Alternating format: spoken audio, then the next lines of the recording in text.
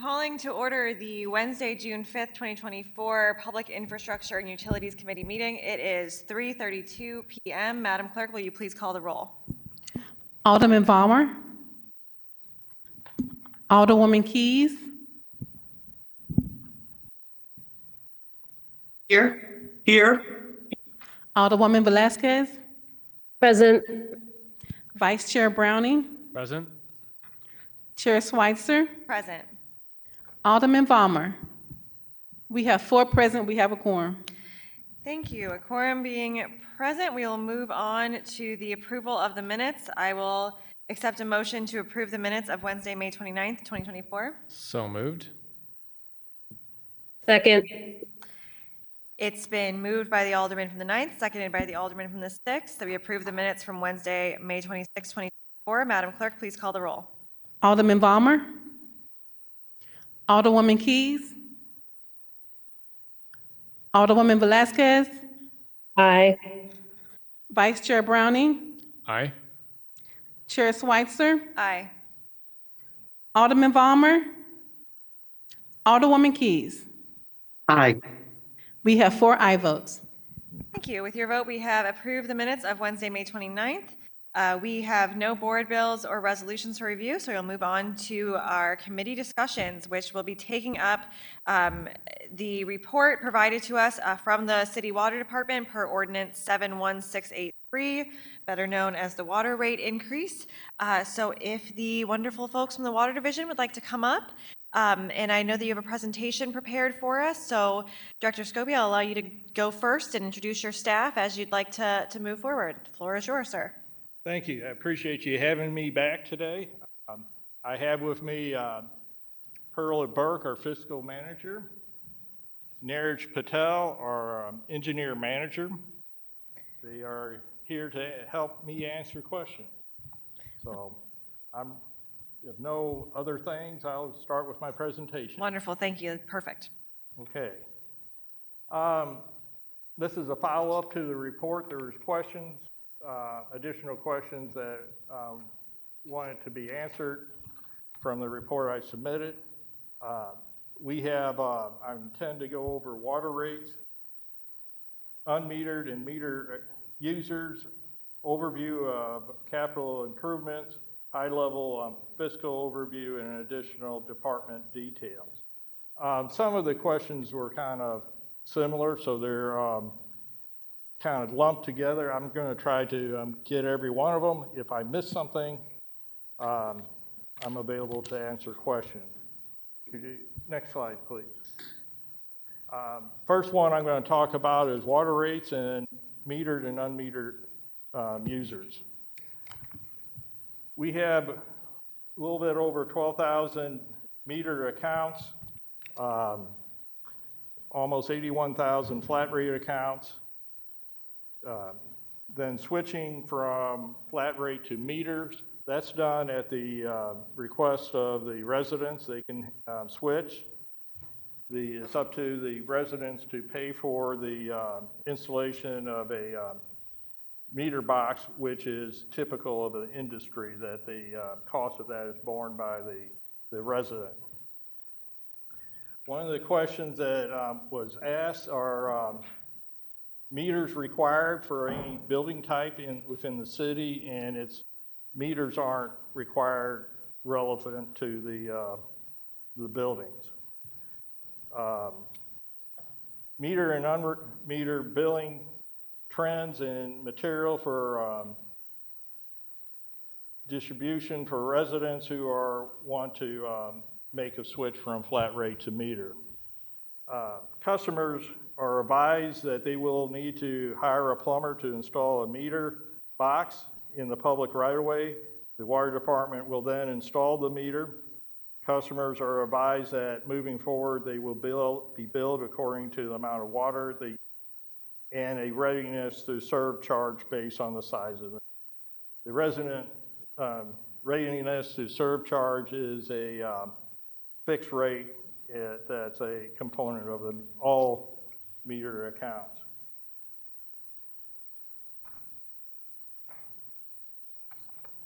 Next slide, please.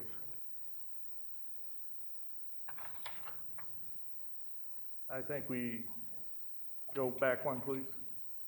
There, thank you. Meter accounts bills are based on two components. The fixed component is according to the size of the meter, and then there's the consumption component based on the amount of water consumed. Flat rate accounts are billed according to fixed rates for various components for the residents being served, the number of rooms, water closets, showers / baths, and frontage of the home.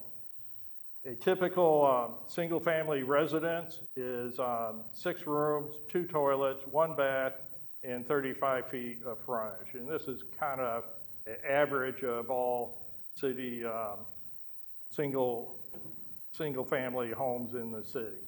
I mean, the flat rates, they can include 2 families, 4 families, and up to 6 living units in a building and still be flat rate. And they weren't part of this calculation. Water Division does not attribute a equivalent water usage to each of the flat rate components. We don't connect it like a room is equivalent to 5 gallons per day of usage. We don't do it or view it in that manner. A question that was raised is how frequently does the Water Division update the estimate unaccounted for water usage?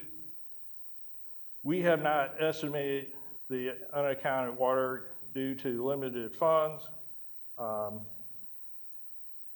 Another question is what is the current unaccounted for water usage estimate? And again, we have not done that. Along with, is there a volume associated with unaccounted for water distributed among unmetered users?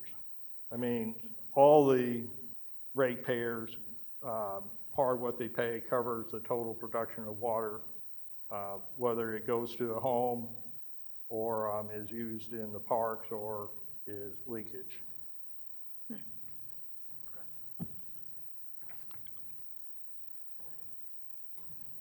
Next slide.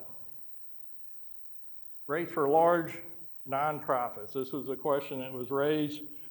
We have 3 categories according to the rate bills and rate structures. We have hospitals / charitable institutions currently at $1.34 per 100 cubic feet of water. School rates / museums is $1.50 for 100 cubic feet of water usage, and the zoological parks, their rate is $1.34 per 100 cubic feet of water. Cubic feet is the equivalent of 7.48 gallons of water. Next slide, please. Rate for high volume customers. We have a rate structure for meter accounts. It's called a declining rate structure. It's kind of typical of utilities that have large users and plentiful amount of water. There's different ways of doing a block structure where you have a increasing rate structure. Those are usually typical of areas that do not have large water users and they need to conserve water. For our declining block structure is for the first 25,000 cubic feet of water consumption is $2.54. The next 1,975,000 cubic feet of water is billed at $1.99 per cubic feet. Anything over 2 million cubic feet of water consumption is billed at $1.50 per cubic feet. Next slide, please. Water service shutoffs. We had some questions with that. MSD is notified when an account is open and is closed. MSD is provided with our customers' billing information. We do not notify MSD if we shut off water, but the account remains open. The previous administration instituted a water moratorium during the pandemic. The current administration is exploring options on how to address water relief for people with delinquent accounts. I mean, at the time of the pandemic, it was almost a universal practice to discontinue shutting people off for delinquent water accounts. A question that we had is how frequently does the water department disconnect water meter readings and put a residence back on unmetered billing due to low water usage? This is something we don't do at our own initiative. This is something that the resident would have to initiate, and we do not allow people to go from a meter account to flat rate if they're going to be paying less for the water that they're using by flat rate. The flat rate has to be equivalent or higher than what their typical meter rate is.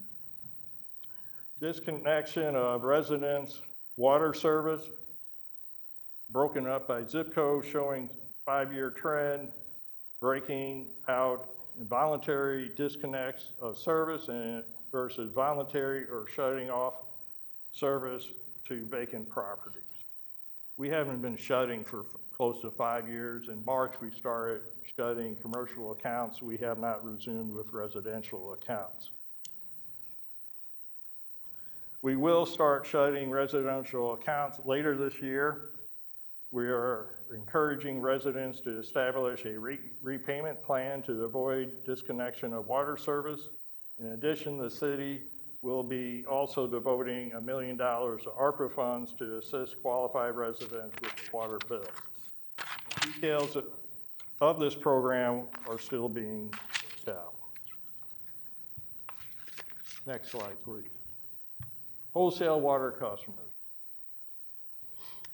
In fiscal year 23, the total volume of water sold to wholesale customers amounted to 5.9 million gallons of water. The value of fees that we charged were $5.8 million of revenue that we brought in. This went into our general revenue. Wholesale customers are supplied with water based on long-term contracts. Water rates change. Charged to these customers are adjusted annually based on actual costs of providing service.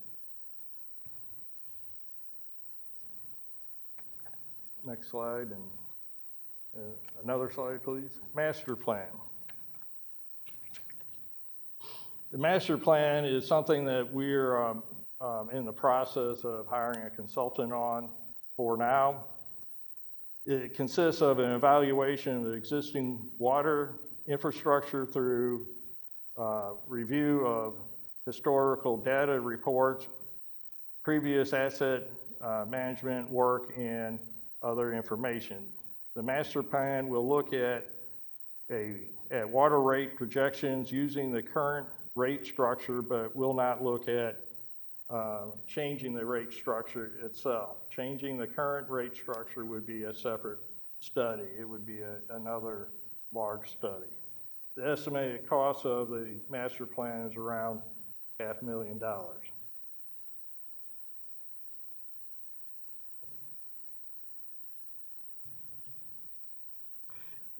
The consultant will provide recommendations for prioritized system repairs and improvement while taking multiple factors into consideration, such as the current and future regulations, demand projection, water rate projections, operating adjustments that will provide a path to a resilient and sustainable future.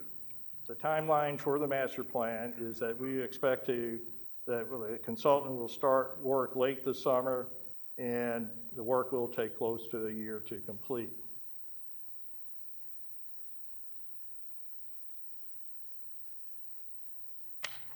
Next slide, please. The questions brought in the Black and Beach rate sufficiency study that was published in 2021. This is the figures that I use in presenting both on the overall needs of the utility and the priority projects that are included are from this study. Costs have gone up, but what I'm providing you today has not been updated.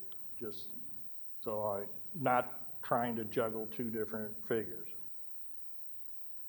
Black and Veatch rate sufficiency study was complete pre-COVID. 2021 study recommended $75 million bond issue. The operating costs have increased substantially since the 2021 Black and Veatch study is now outdated. The master plan will provide a capital improvement plan for over the next 20 years. And really the master plan is a more holistic, extensive study of the water division needs. An example of the cost increases is like in 2019, our treatment chemicals cost for that year was $5.9 million. We project next fiscal year the cost of our treatment chemicals will be $14 million. So it's almost a 3 times increase. And the 2021 study didn't include that, didn't foresee that happening. I don't think anybody did.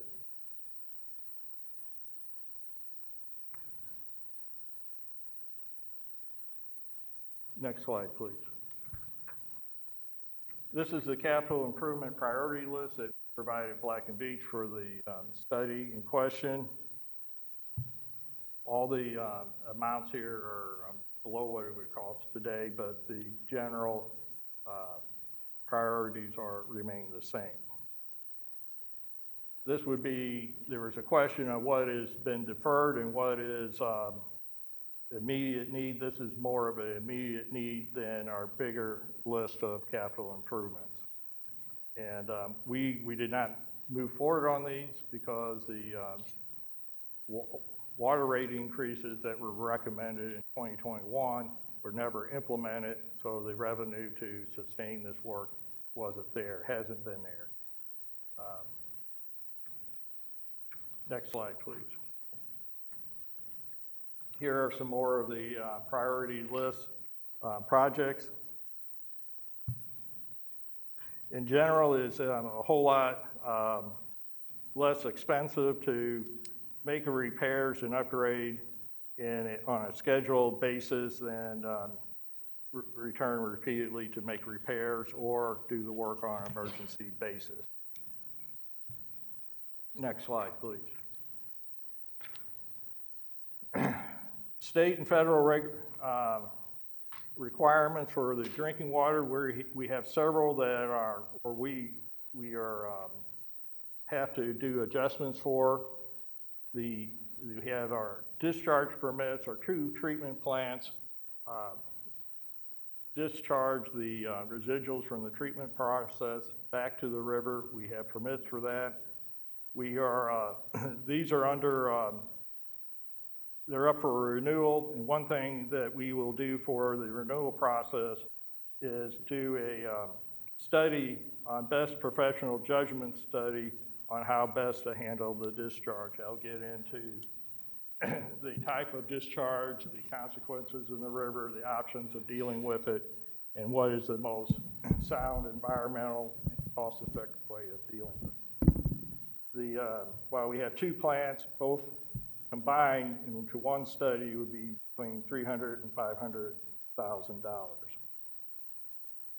The lead, the regulation concerning lead and lead service lines is in the process of being renewed. We're expecting finalized regulations later this year. So far, we do know that one of the things that wants to be achieved by this is replacement of all lead service lines within 10 years. Utilities are required to do a inventory that made public, that the public can look up to what material their service line is made of. most utilities, including us, do not have very good records of that. So we have the database, but we don't have a lot of information on the material of the service lines. We have a lot of unknowns. We have identified 8,000 lead service lines. We have 45,000 non-lead service lines, and we have 60,000 service lines that are all unknown. Another regulation that's is PFAS. PFAS, these are known as the forever chemicals. We are not detecting it in our water, so I think we'll be fine and will not have an impact due to this regulation outside of testing to verify that we're not getting it. The last regulation is the consumer confidence reports. We publish them currently every year, and we posted it on our website, available for anybody to see. We have several years there. This is going to change to on how we do this. We will do it biannually and moving forward in the future. And we also have requirements as far as the languages that we publish this information in.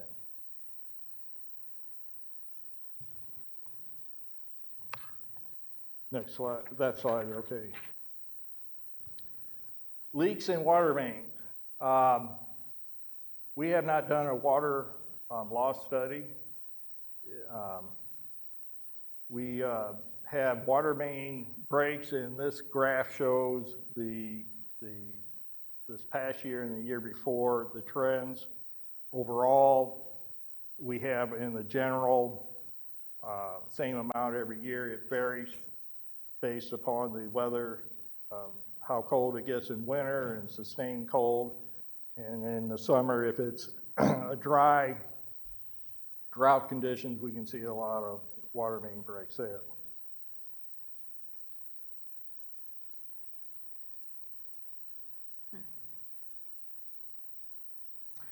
Another question that we had is water loss studies and leak detection studies. We have not done that. As I said, it's the Water Division does have so large diameter conduits with the end goal of rehabilitating them for continual use in the future. We have a 36-inch water main in Hampton Avenue that's been out of service due to leaks and is in need of repairs. We're looking for a funding source for that. A question that was asked is any studies or standards of main replacement versus main repairs, main break repairs. We have not done a formal study, but it is it's a whole lot cheaper to replace a water main in a timely manner than to respond in emergencies, do a repair and come back later and make repeated repairs or replace the water main on an emergency basis. Next slide. Collection rates. This is a graph of our collection rates. They have been declining since 2019. This is due to us not shutting or delinquent accounts. So it's reached a point where we absolutely have to start going back and shutting for delinquency. Next slide.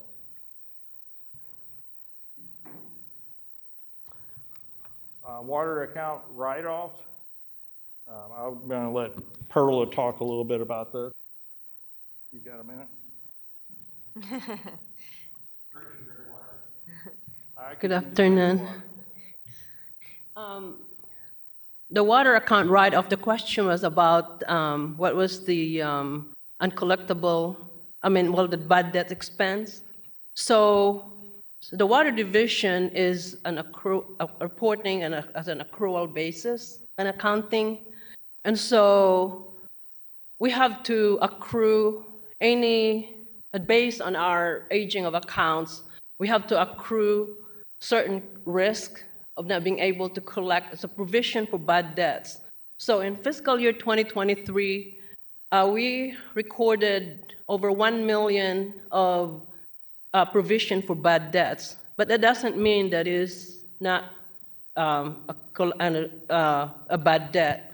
So what the water account write-off means is that these are only the accounts that's been closed. We do not write off any accounts that are still open, in the idea that we still have the ability to collect through water shut-off. So once the account is closed, then that is the one where we have to do for about a certain amount of time, within 90 days. If they're not being paid, then we start collection effort, and we have a third party, a contracted vendor to collect for us. And after all collection efforts has been exhausted, and that's when we decide to go ahead and write it off on our account.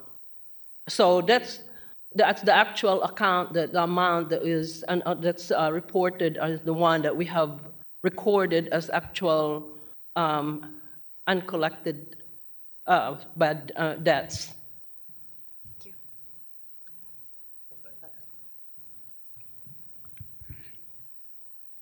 I appreciate the break there for a moment. In our collection, the collector of revenue is responsible for collecting payment for the water bill. And what we do is it's coordinated with them. They have measures that they do, and it takes a while before we get an account to the point that is written off, because we're not going to. We've given up on collecting on it. Next slide, please. Federal and state grants. We are working with the state, the ARPA, and build the bipartisan infrastructure legislation is providing funds for utilities through the state for assistance. Right now, they're funding primarily the monies for going towards the requirements of the new lead regulations. We have gotten these accounts up here, or these applications. These are grants for building a inventory.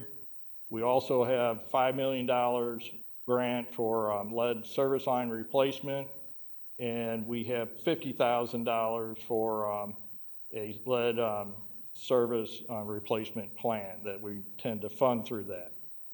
Through the city of St. Louis and the ARPA funds the city has to distribute, where you have $1 million, as I mentioned before, for customer assistance for paying back water bills, and $1.2 million for a capital improvement project, a water main in East Grand in North City. There will be further funds coming out in the future. That's something that we are monitoring, and we will apply as we can. Department overview.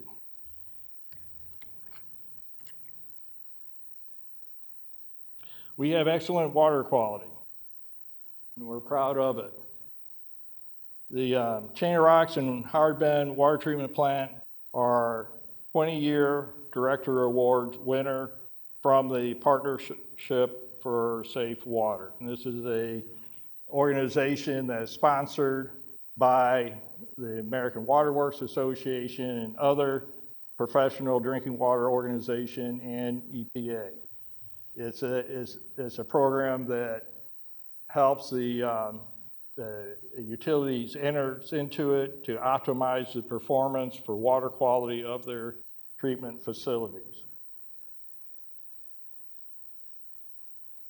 It's also peer review. There's actually people from different utilities that reads the evaluation, self-evaluation of the utilities in the process, and look at how well they're performing, and help coach them to meet the best performance that their facilities can do.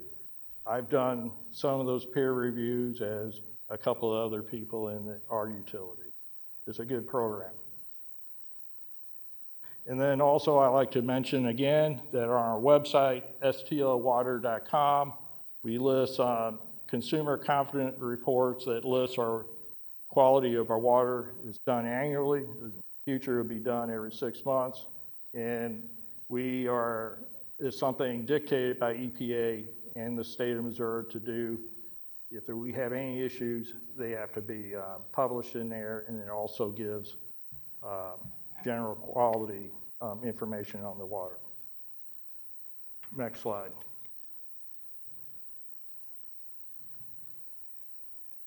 This is a map of our distribution system. We serve the city of St. Louis within the boundary. Chain of Rocks is in the top of the map there. Howard Bend is to the west. It's on the Missouri River in Chesterfield. We bring the water into the city through conduits. The different colors of the system there highlights 3 different pressure zones. We have a high pressure zone, which is blue. The red is low pressure zone, and the yellow is intermediate. And the pressures within the 3 zones they have the same range, but it has to do with the high pressure zone is in the higher elevation of ground, and the low pressure is in the low elevation in the ground. In our system, we have close to 1,300 miles of water mains that we maintain, 23,000 valves, and 15,500 fire hydrants that we use to maintain the system. Next slide, please. We were asked about matrices on calls for services. Our customer services this is information from the calls that they have. This only goes back to January of this year. We got away from tracking this as well as we like to and should. We've had a number of changeover of staff, and we are short staffed in the group, but we're back starting to capture this information. Next slide, please. This is a graph of our staffing of the water division filled positions.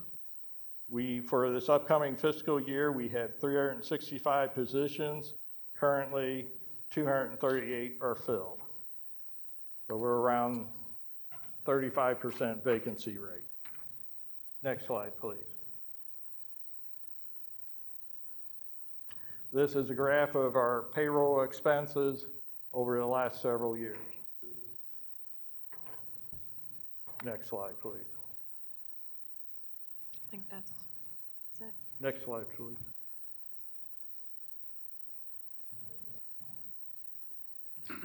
Oh, that was the last slide, sorry. I was like, I don't have Questions? it either. Thank you so much, Director, for coming and for that presentation. I think we have some public comment. Did anybody sign in? Okay, great. We'll go ahead and have public comment first and then move through questions from the committee. Thank you so much for being here again. You have a little bit more time to wait for our questions. I don't think we have much public comment, so it shouldn't be should be just a few minutes. Okay. Thank you. Do you have anyone online who wishes to comment?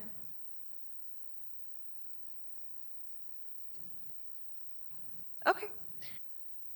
So we'll start with Mr. Kaufman. If you'd like to come up and testify, I'll swear you in. Your right hand. Do you swear to tell the truth, the whole truth, nothing but the truth? I do. Wonderful. We have just a few public commenters today, so I'm going to give you a few more minutes, go to full 5 minutes if you would like to use it, and I'll get the timer going. I don't know if I need that much, but. Well, I appreciate your opinions and your thoughts, and I want to hear them, so please begin. Right. Well, good afternoon. I'm John Kaufman. I'm with the Consumers Council of Missouri, and we take great interest in the city's water department, and we are hopeful that in the coming months and coming years that we can help and work with the committee here in a collaborative way to help improve the water department. we continue to hear from folks who are still reeling from the 44% rate increase that they have, that residential customers have had in their water bill. And we're hearing a lot of questions about, what are we getting for that? And so it was informative to see the PowerPoint today. We'd like to get a copy of that and like to maybe follow up on a few items. I think overall we're interested in exploring what is the cost of providing service to residential customers. And I understand from the presentation that a lot of the large bulk customers are being charged based on their cost of service. And we would prefer that residential customers would also be charged for the cost of providing them service and no more than that. And I understand that may be a challenge since most residential customers do not have a meter. But that we'd like to explore that further. And we are retaining some experts to help us in that effort. And so we hope to kind of get down into the details and look further at it. We are pleased to see that the Water Department is looking at a master plan to kind of look at the projects, although I did see that it wasn't going to be looking at the cost of service, but rather prioritizing. I think as far as the main break situation goes, I think that will be helpful. I think certainly makes sense to us that if you have a plan of a regular plan of replacing mains, it will be less costly than having to repair breaks when they happen. And I think a system like that should probably look at vintage of pipe, type of pipe, where the location is, so that you're prioritizing the riskiest areas for main breaks. We're interested in looking at that, as well as a long-term plan to make it easier for customers to get meters, so that customers have more control over their bill. As it is now, there isn't much anyone can do but pay the bill that they have it. And we're also interested in looking at more of the intersection between the water rates and MSD rates, which there are a host of problems that occur because MSD uses the city designations. And so we're looking forward to, I think there's going to be a meeting later this summer where we are getting the utilities in St. Louis together and talk about affordability. And of course, that is one of our goals too in the midterm, to see that the city can develop some type of a bill assistance program for those customers who are the neediest and are having the hardest time paying their bills. This is a trend that we're seeing other larger water companies do, and I was happy to see that the ARPA funds are being looked into, although it wasn't clear to me whether those ARPA funds are being applied for and exactly how that's being done, but we'd like to learn more about it as well. So Thank you for being here. Yeah. Does anyone have any questions for Mr. Kaufman? No questions. Thank you. Thank you. We have one person online. Okay. Ms. Glass, could you please turn on your camera and unmute? Well, I did unmute. I'm not sure if you can hear me, but Ms. Glass, I do need to swear you in. Ideally, you have a video on. You have that as our practice. oh, I did not know that, and I'm sorry, I'm not able to do that at the moment. Okay, well, let me at least swear you in. Do you swear to tell the truth, the whole Okay. truth, and nothing but the truth? I do, thank you. Okay, I have. I actually wasn't planning to comment today, but there were a couple of things, one of which was prompted by John's comments. Thank you very much for being there, John. The report indicated that the water department does not associate usages per attribute. I argue that that's false. I also know that MSD claims that it uses St. Louis City Water Department's per attribute water usage estimates that were determined from a 1958 report to bill unmetered MSD customers. So MSD is claiming they get those usage estimates from the St. Louis City Water Department, but the St. Louis City Water Department is claiming that they don't associate water usage estimates to each attribute. So something there isn't jiving, and that needs to be figured out.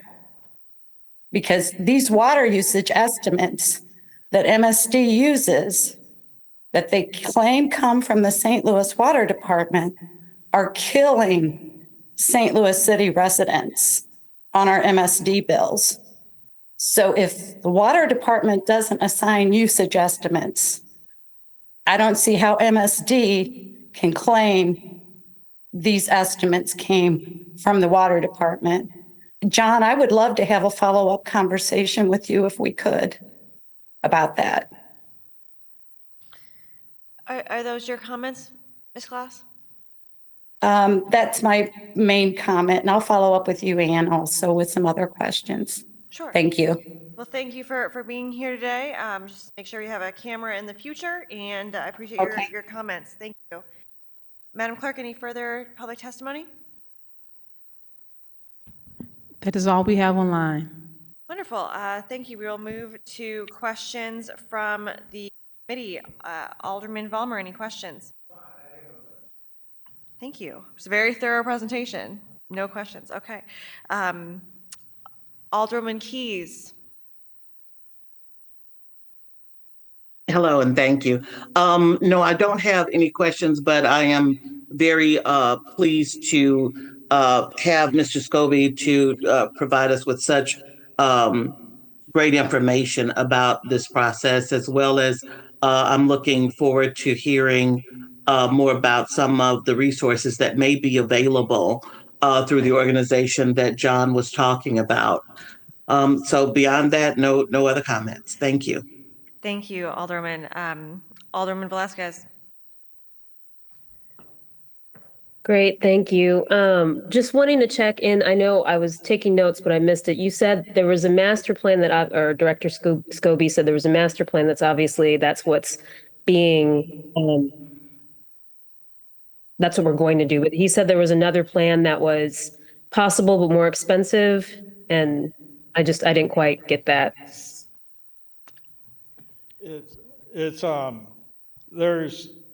There's been a request, a cost of service plan is what it's called. It's looking at the rate structure itself, what's equitable, how best to do it, and that's what was done in 1958 that kind of set the basis for our flat rate and meter rates here.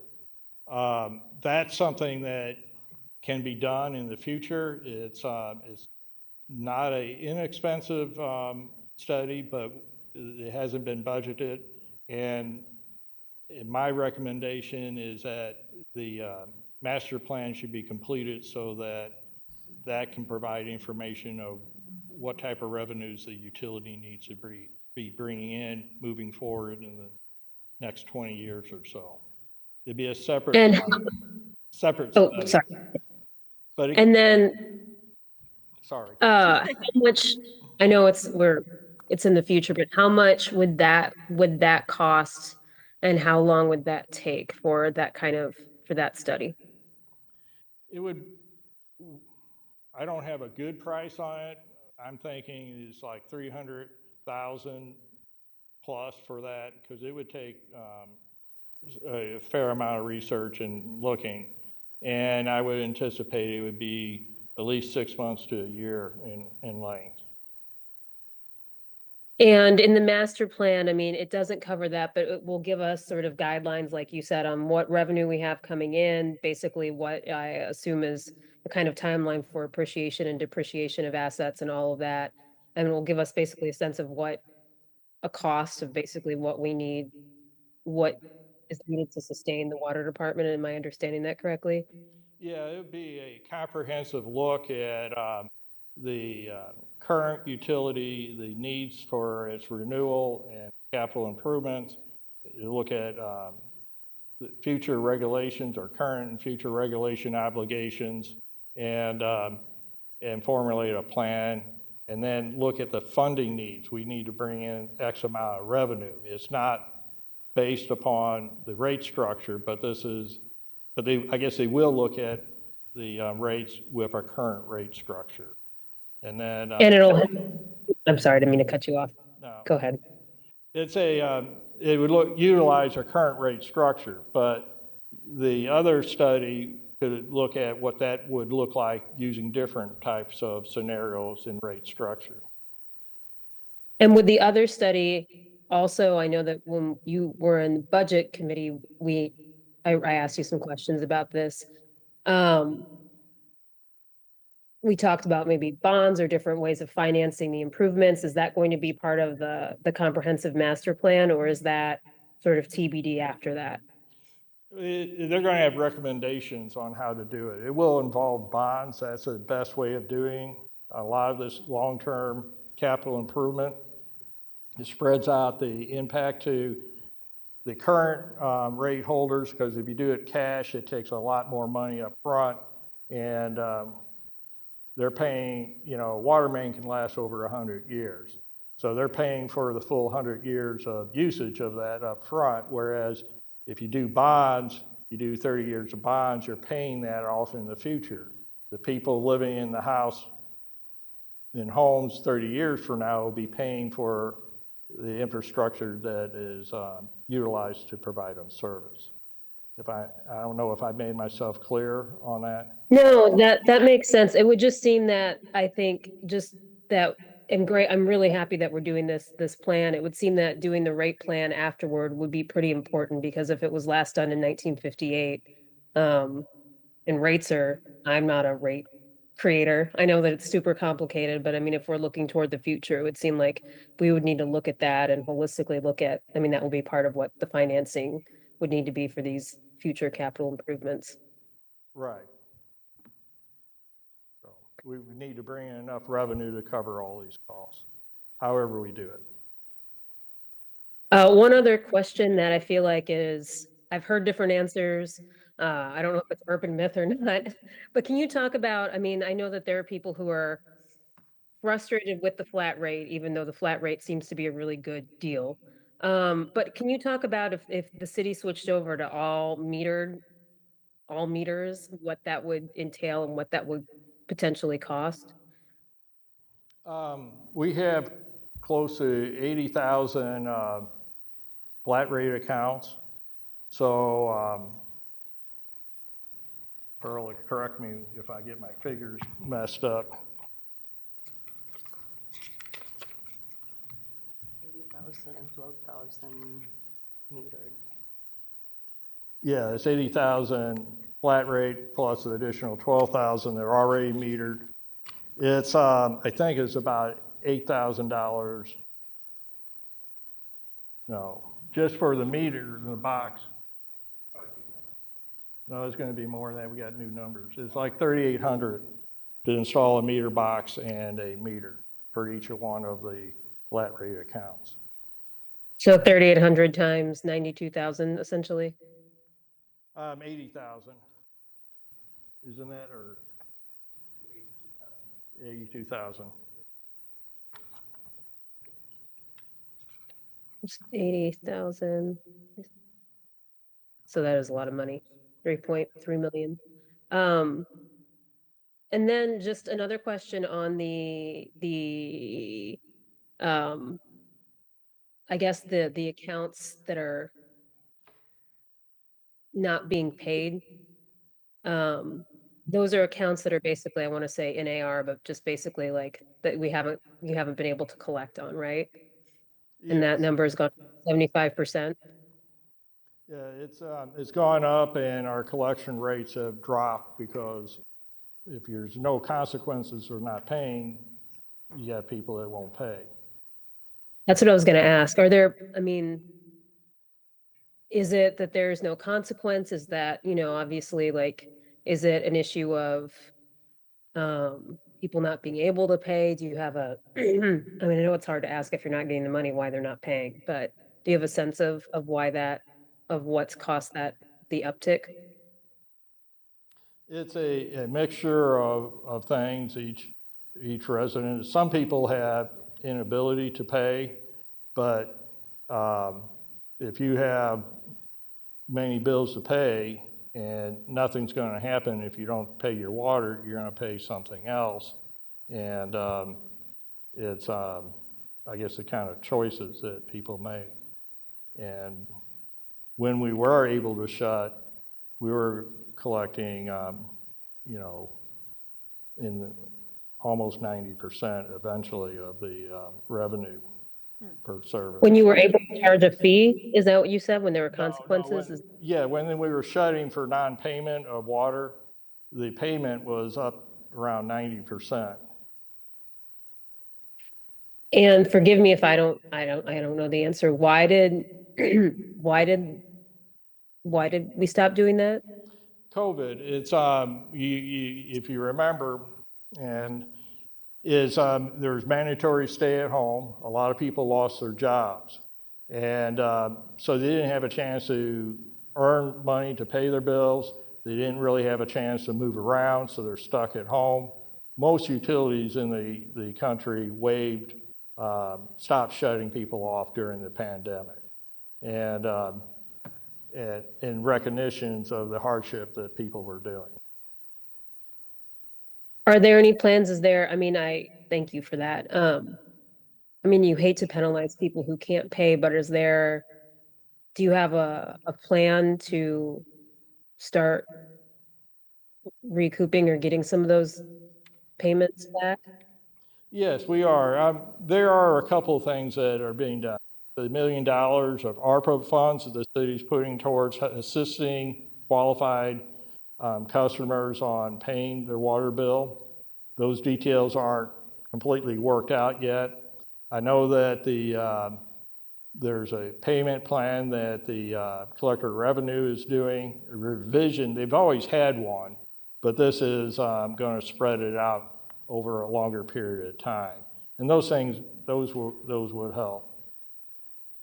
And do you have, this is my last question about this, and I think this is my last question in total, but do you have, maybe I missed it in the presentation, do you have a dollar amount? It was 75%, but do you have a dollar amount of what that's essentially costing the water department? I can get that. I didn't look it up before I came for today. Okay. Great. Well, I appreciate you answering all my questions, and that's all I have. Thank you, Madam Chair. Thank you. Great questions. Vice Chair Browning. Thank you, and thank you, Director, for being here today. I just want to clarify one thing. The total volume of water sold to wholesale customers quoted, I think you said 5.9 million, and reading the number, I think it says 5,911 million, which would be 5.9 billion with a B. Does that sound right to you? No. I don't think we.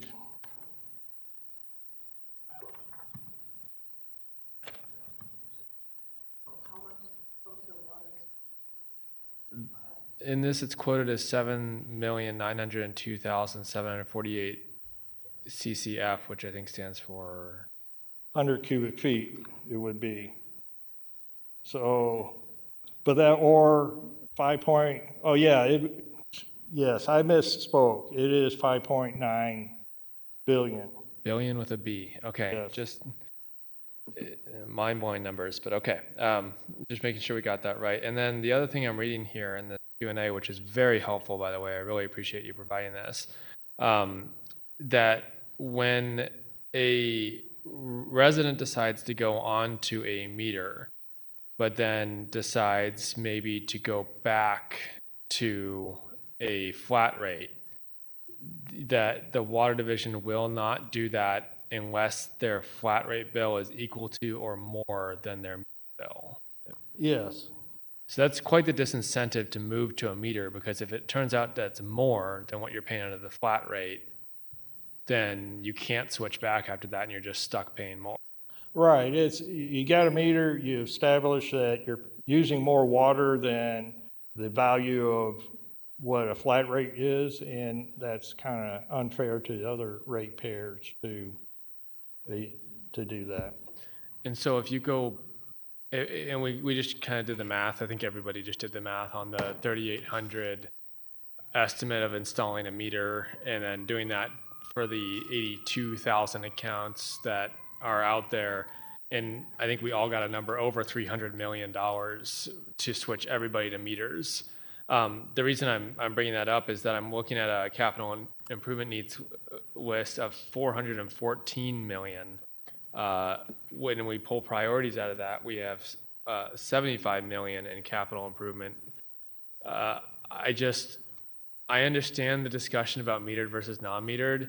It does not seem like an emergency when we have, these emergencies in front of us. And, speaking of like people paying too much, I mean, if we're spending money to switch over to meters, it just seems like we're then penalizing customers more. And meanwhile, we're ignoring some of these other lists, these other needs. So, the 414 million number, I'll be honest, it gives me a lot of anxiety. That's a lot of money and a lot of improvements that are needed. But I really appreciate this priority list that you provided as well.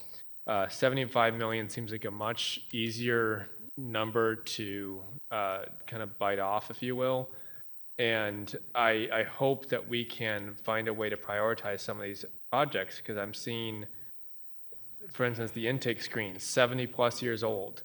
The pumps, motors, and control replacement, it says that the pumps and motors and controls are 50 to 60 plus years old and in need of replacement.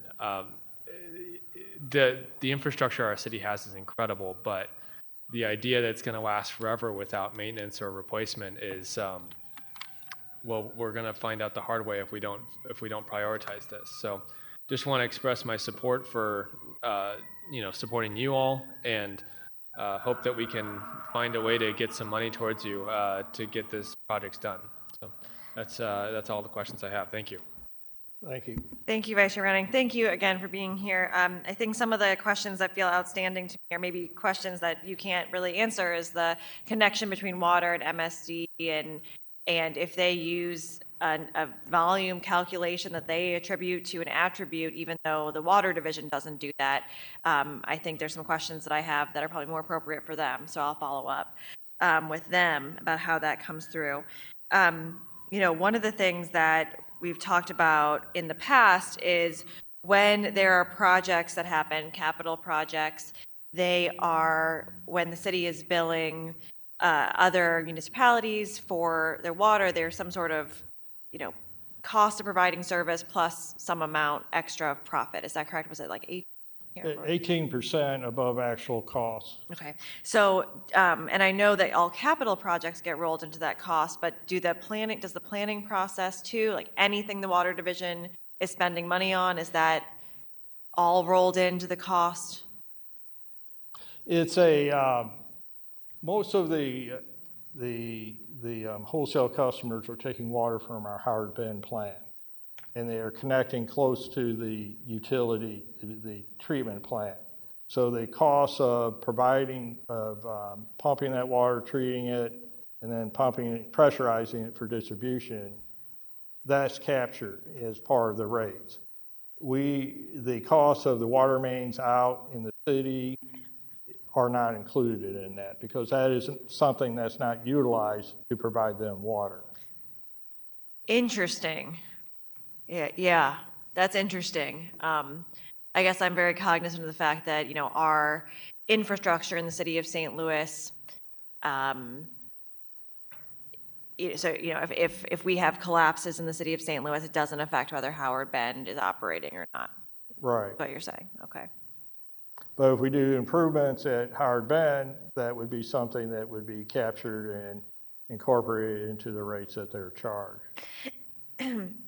Interesting. Okay. And that is not the same way we charge other wholesale customers. They're charged at different amounts. We looked at like schools, hospitals, things like that. That's all sliding, a scale of some sort. All of our wholesale customers are contracts with similar terms.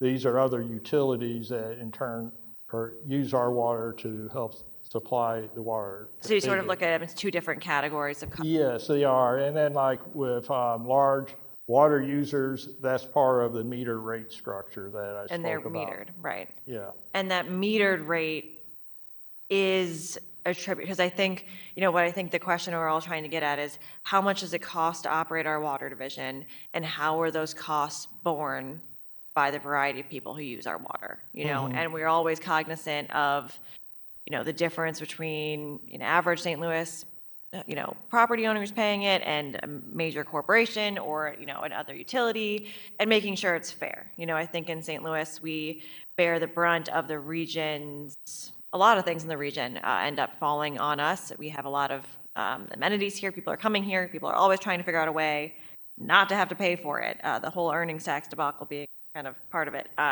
So, in my mind, I'm thinking about how much does it cost to provide water, and is that cost being disproportionately borne by the residents of the city of St. Louis? And so I understand you said that the structure of our rate won't be looked at. Do you think of that as a structure question, or do you think of that as an equity question? And how would that play out in the master plan, if at all?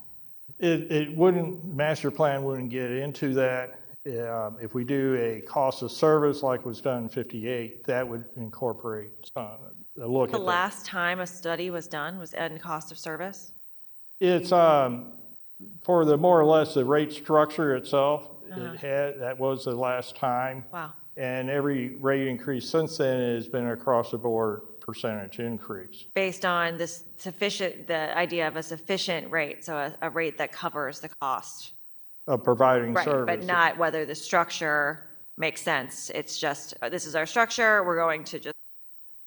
Yeah, they went, it was pretty involved study. Right. And they looked, at that time, they didn't take into some of the things that we would take in today to do it. Interesting. And so.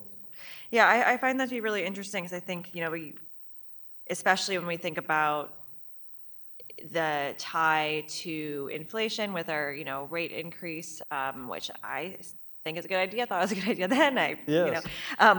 I do also want to make sure that's balanced with, we understand that costs will likely go up as inflation does. That's how costs work. But we've seen some costs in the water division, of course, increase exponentially. Things like the chemicals you mentioned. That was like a 3-time increase in cost between 2018 and now, or 2019 and now. Have other costs been more similar to inflation and what we've seen across the board in this country, or have those costs also been higher than what? We see a lot of inflation costs, and we've seen a great deal of inflation. Large, you go to a fast food place and you see how much you pay now compared to what just a few years ago. We see that, but there's also other costs that are increasing above inflation, I would say. Okay. I think it'll be interesting to see how the master plan counts for that. We've talked before, you and I, about how we can issue bonds, how we can pay for those bonds, get this work done. Okay, let's see if I have any other questions before.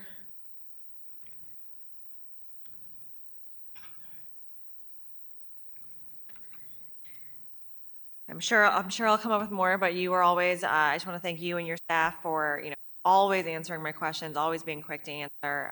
It's been a huge learning experience for me to know more. I see Alderman Velasquez has her hand up behind you, so I will turn it back over to her. Please go ahead. Thank Don't worry. you. Just a clarification for anybody watching closely to this. I did my math wrong on that meters, and it's closer to 300 million and not 3 million to replace the meters. So that's why I'm not a numbers person, but I just want to clarify that for any folks listening. Right. And we've talked with Brian Coleman, our wonderful financial analyst, and just about what if that is even probably a very low estimate, how much it would cost if you did have situations where more of a line needed to be replaced than just the kind of typical work to be installed. So, Alderman Ballmer. What would the timeline be replacing or putting in 80,000 meters? By the time you get to meter 50,000, I mean, the cost could go double by that time. Yeah, there's no set way of replacing 80,000 meters the same. No. It would be a challenge because you figure out how many you would have to do, and like you took a 10-year. And I was thinking more like 20 years to get it done. Yeah. And you may have to look at your rate structure just because the dynamics of the revenue coming in. I think that's one of the most unfeasible. I'm sorry, I can't hear the question or the comment. Oh, thank you, Alderman, for pointing that out. Alderman Vollmer was asking about the length of time it would take if there were to be work done to replace all of the water meters in the city, and Director Scobie was answering. So I was thinking more like a 20-year period, because even, you know, if you're divided evenly, but just trying to find jobs, people to do the work would be the other thing. Jobs and material, we have long wait times for materials still, we're seeing. Sure. I believe Alderman Bryan would be my age by the time this would get done. Could be. Yeah, it is interesting thinking about sitting here today knowing that a lot of the decisions we make will impact 20, 30, 100 years from now, which is why one of the reasons I feel like it's so important for us to be as thoughtful as we can with water infrastructure improvements, because we know that if we do it right, hopefully the future generations of St. Louisans will benefit just like we have from 100 years ago when they made so many improvements to our water system. So certainly not a reason not to do something, especially when we're talking about something like this that is multi-generation use. But I'm sure a meter would not last as long as an underground pipe. But That's right. well, I appreciate you coming today. It's always wonderful to have you all here. I know you all work so hard for our city and make sure our most valuable resource in our city is just, we just turn it on, it's there. So I appreciate it a lot. No further questions from me. And with that, we'll acknowledge, unless you want to say anything to close, love to. Well, thank you for having us here. Thank you for your interest, and thank you for your past support. The rate increase, while substantial, has made a world of difference for us. Thanks. I appreciate that. Okay, wonderful. Do we have any written testimony? We have none. Any announcements? Excuse members, all members were present. Well done, team. And with that, I will entertain a motion to adjourn. So moved. Second. Second. All in favor? Aye. All opposed? The ayes have it. We are adjourned.